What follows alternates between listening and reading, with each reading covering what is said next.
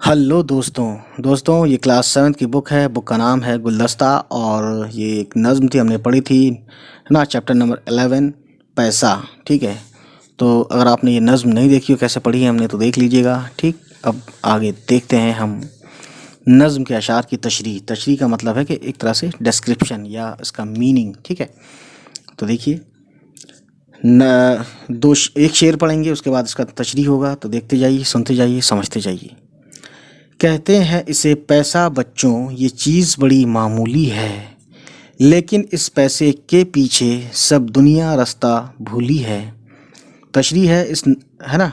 नज़्म के पहले शेर, पहला शेर है ये। नज़्म के पहले शेर में शायर बच्चों से मुखातिब है और कहता है कि ए बच्चों, जिसको तुम पैसा कहते हो, बज़ाहिर ये एक मामूली चीज़ है, लेकिन इस पैसे की वजह से दुनिया बहुत सी बातें भूल चुकी है। ठीक, अब देखते हैं अगला शेर और तशरीह करेंगे नेक्स्ट पेज पर। हम आज तुम्हें इस पैसे की सारी तारीख़ सुनाते हैं, जितने जुग अब तक बीते हैं उन सब की झलक दिखलाते हैं। जुग बोलते हैं ज़माना, यानी जितने ज़माने बीते, और तारीख़ बोलते हैं यहाँ पे, तारीख़ का मतलब है हिस्ट्री। ठीक, तो तशरीह कुछ यूँ है गाइस कि दूसरे शेर में शायर बच्चों को पैसे की तारीख़ सुनाने की बात कह रहा है और कहता है कि जितने ज़माने बीत चुके हैं हम तुमको उन सब की झलक दिखलाते हैं। ठीक, जो आपने सुना वही इसका तशरीह है। ठीक है, अब अगला शेर है।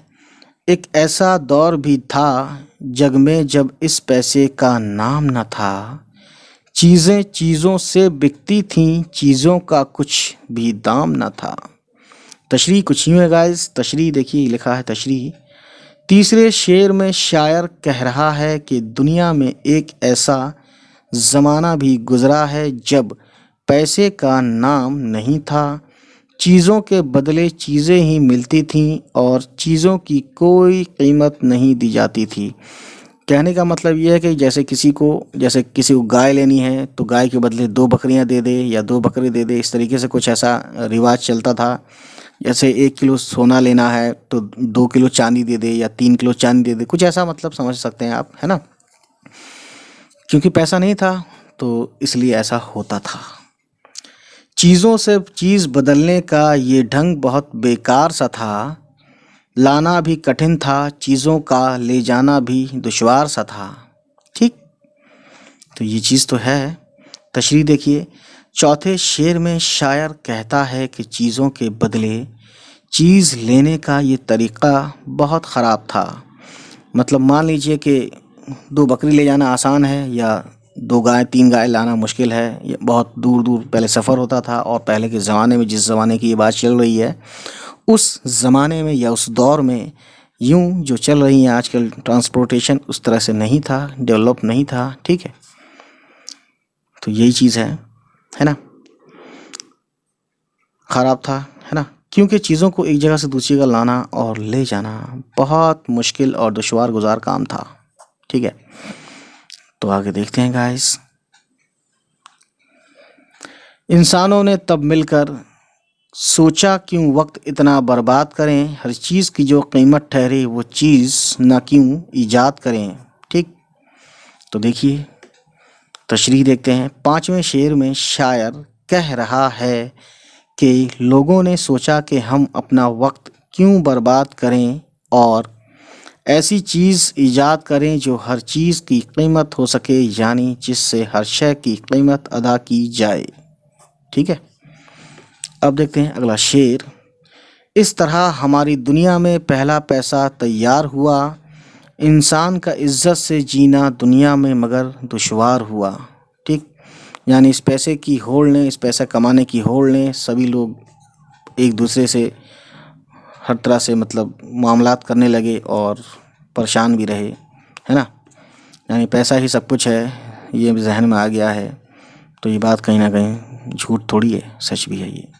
तशरीह देखिए। बहरहाल आखिरी शेर में शायर कह रहा है कि जब दुनिया में पैसा ईजाद हुआ, ईजाद का मतलब है इन्वेंट हुआ, तो इंसान का दुनिया में इज्जत से जीना मुश्किल हो गया, क्योंकि फिर लोग पैसे के पीछे भागने लगे।